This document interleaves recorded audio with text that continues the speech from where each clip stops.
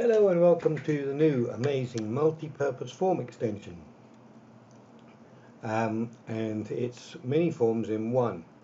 So let's first have a look at how the forms work.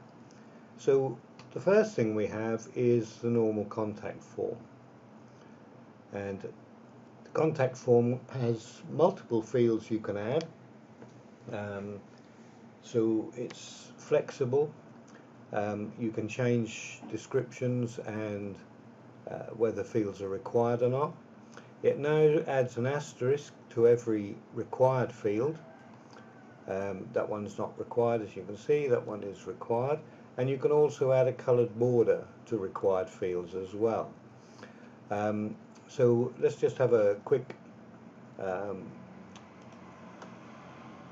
look at it. So we would enter our name, select the subject, obviously, the email we're going to send it to, the telephone number, select the country and the message, and if required you can put the date purchased in, and that can be set to restrict it to certain dates. So we'll put that Saturday 1st of June. The software title,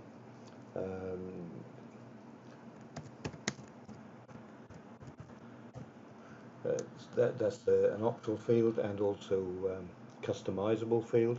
You can add files to the upload.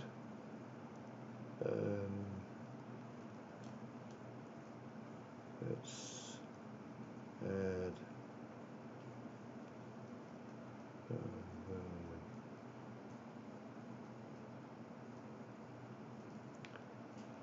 what should we add?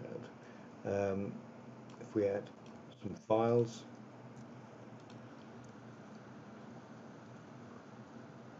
and in this case we've restricted it to 2 files, so it rejects the third file.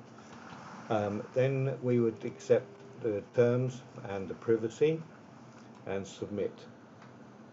The file is that the form has now been submitted, and we've set it to redirect to a thank you page. Now we should have now received the email.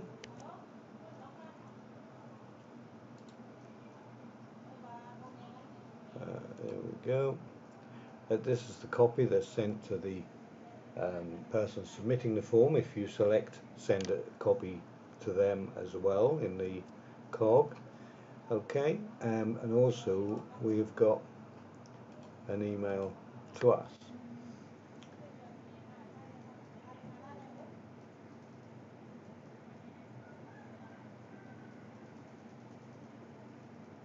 Hopefully it will be coming any second now. Well, we need to go to the inbox, don't we? That would help. Okay, so there is our contact, and there are the images that we submitted with the file or with the upload. Okay, so that's the contact form. Now we can also make it into a registration form for, say, signing up for a newsletter or whatever, and you can adjust which fields are going to be shown on here. I mean, you can have just a couple of fields if you wish, or in this case we put 4 or 5. So we're going to subscribe, our name, our email, country, we accept the terms and the privacy, and the message has been sent. And again, we've told it to redirect to a thank you page. So that's the 2 forms there. We've now just received our email.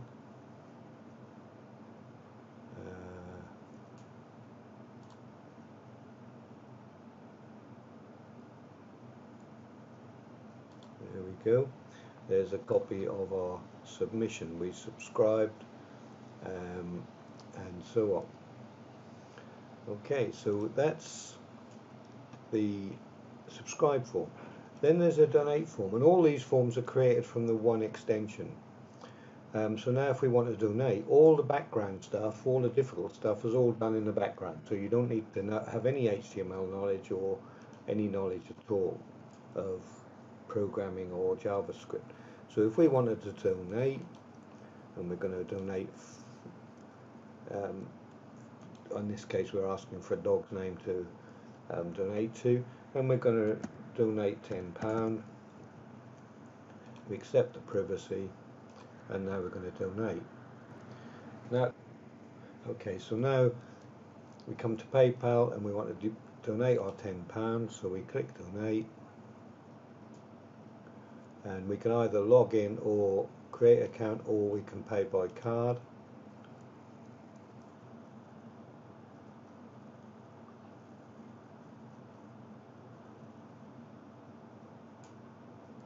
And then once we've logged in, you can choose how you want to pay, and then click next, and then you can just then confirm it, and you can also obviously share your email, your address if you wish. Okay, so the donation has been made, and it will now return back to our site. It will read the URL that PayPal has sent back to the site,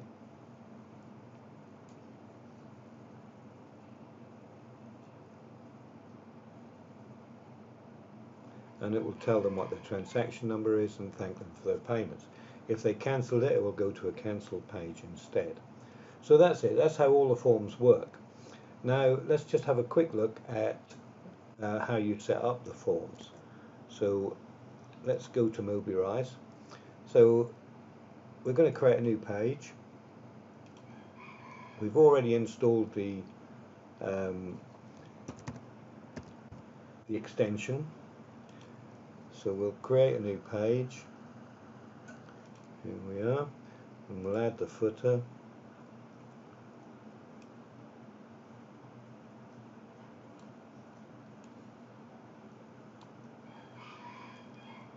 Okay, so now we go to the extension.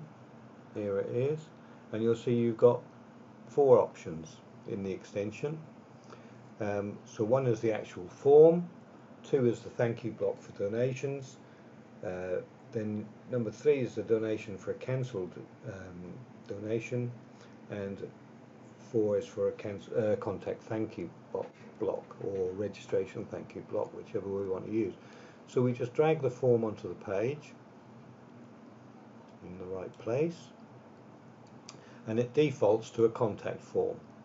And as you can see, there's a lot of fields you can choose.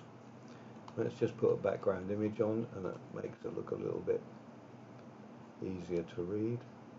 Oops.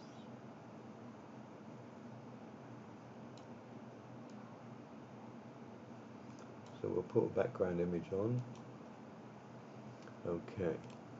So now we have our form. Obviously you can change the colours and top of the form just as you normally would in Mobirise. Sometimes the colours don't take straight away, and what you need to do is just take off the bold, then change the colour, and then put the bold back on again. It's a bug in Mobirise, but there we go. So now let's do the same with this, make that white. There we go. We'll just put a space in underneath that. So these are all the possible fields you could have on your contact form. You can have a subject field, which is you can change the name of, and you can add whatever drop downs you want in there. Your name, email, phone, mobile or cell, address 1-2, city, county, country, postcode, company name, message box. There's a customizable drop down. There's a date picker which you could use for anything you want. In here that defaults to arrival date and departure date for a hotel booking, but you can change that to read purchase date or whatever you want to use. Number of guests, again, is a customizable field which you could have to put your software title in, or you could put number of guests if it's a hotel. The room type you want, again, this is another customizable field. Now these may not look quite right in Mobirise because there's a bug in Mobirise, but we'll find when this is published online, these all line up nicely. And you've got a customizable option field, which you can have up to 6 options in. Then you've got website URL, Facebook URL, LinkedIn URL, accept terms and conditions. In here we have the upload messages for attaching documents, which again is an optional field. And then you've got you accept terms and you accept privacy and your submit button. Now, if we look at the cog, you will see you can select which fields you want to appear in the cog. So if we go up to the top, we'll come to that bit in a minute. So you can tell it to show the title or not show the title, and the text, use reCAPTCHA or not use reCAPTCHA, and you'll notice that the relevant boxes disappear as soon as you check these boxes. If you want to redirect after send to another URL, then you put that URL in there after a successful send. If you want to send a copy to the person who's submitting the form, then you click that one on, otherwise you click it off. You can make the required field borders coloured and what colour you want, and that won't show in the Mobirise editor, but it will once you publish. The name of the site, and then if you want to show relevant fields. So if you want to, the name field and email field must always be on the form. If you want to show the phone field, but you don't want it to be required, you can unclick the required, then it's not a required field. The subject field, again, you can choose whether to show it or not, and if you choose to show it, it will appear here. If not, it will disappear. The mobile cell field, if you don't want to show it, just click the button and it disappears.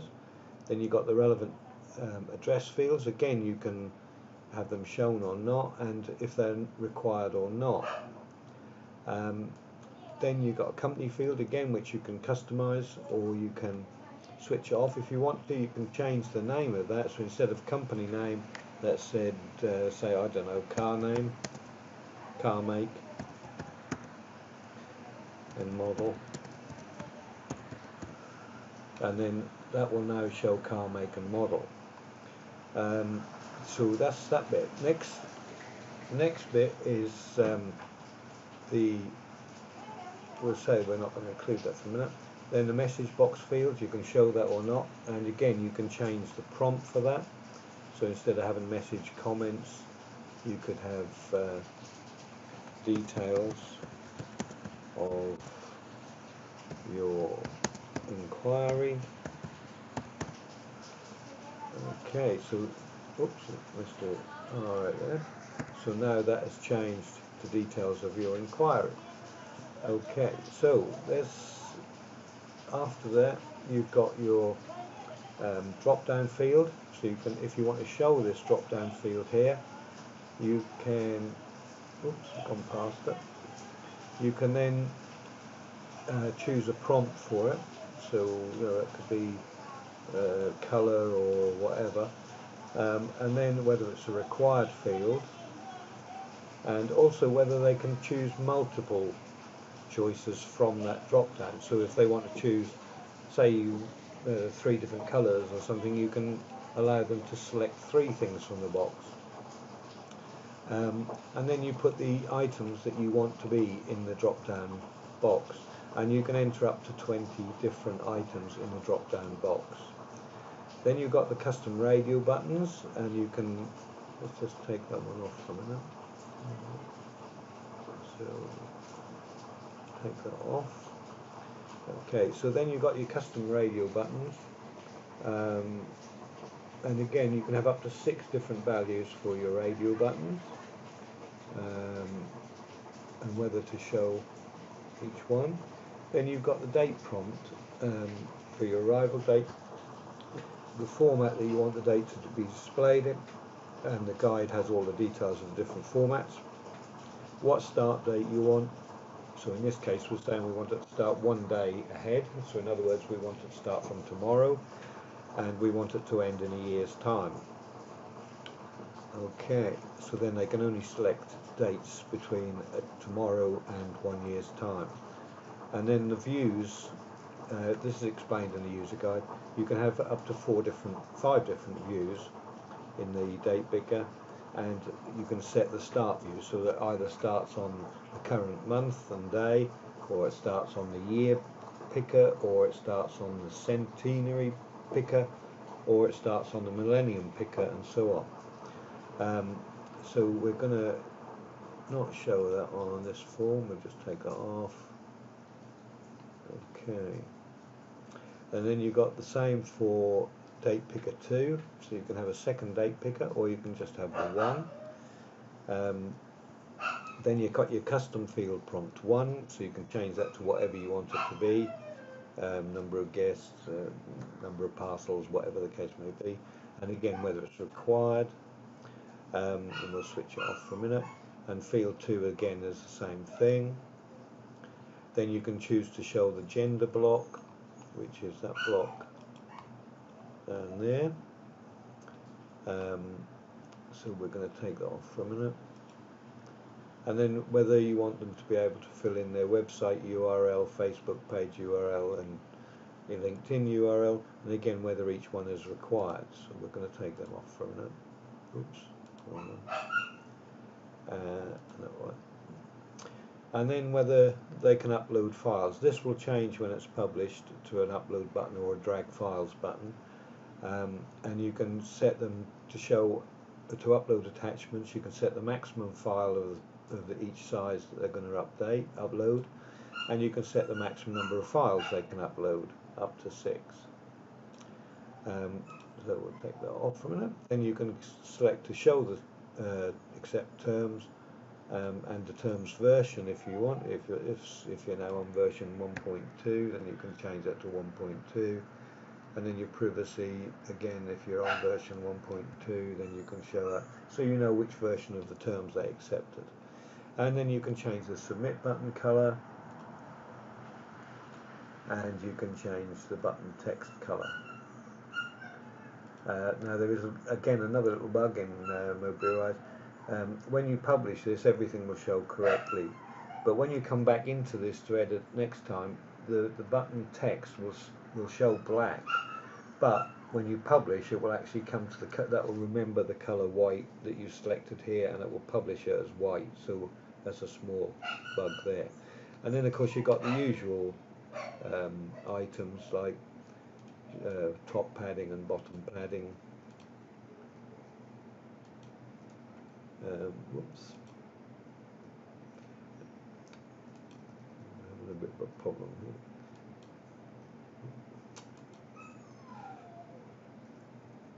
Okay, so you got your top padding, your bottom padding, the background image, or you can have background color instead. You can have color, and then you can select the color there. If you have the background image, if you want to change the image, you do it just as you normally would in Mobirise and select it from there. And you've got your overlay and your parallax buttons as well. Okay, so that's our contact form. So that's all the features and options you've got on the contact form. Now, if we wanted this contact form to be a donation form, then what we do is we just simply go to the top and we click make this a donation. It's now changed the title to donate, so we'll make that bold again. Oops, I didn't make all of it, did I? So we'll make that there. And of course you can change these texts as you normally would. And then for the donation form, that will then restrict the files that can be shown on, or sorry, the fields that can be shown here. So maybe for a donation form, you just want to show the name, the email field, but you don't want the email to be required. So they can optionally put in their email address. If you don't want to show the phone, you don't want to show the message box. And then we have our donation form, and you can add some of the custom fields as well, custom radios and so on as required. and again the button that's changed now to donate. Okay, so now it's added all the necessary scripts and everything too to this when published, and you can select then your PayPal currency, so what currency your PayPal account is in. If we're in dollars, then you would change that to US dollars. Oops, wrong one. Where's it gone? Okay, and the currency symbol to use, either a pound, a dollar, a euro, a Aus dollar, and so on and so forth. So we'll make it an American dollar. So now this has changed to donation amount in dollars, and that's what it will send through to PayPal. All your payments will go through in dollars. And you can change the name of the donation. So if it's a donation to, I don't know, his hospice,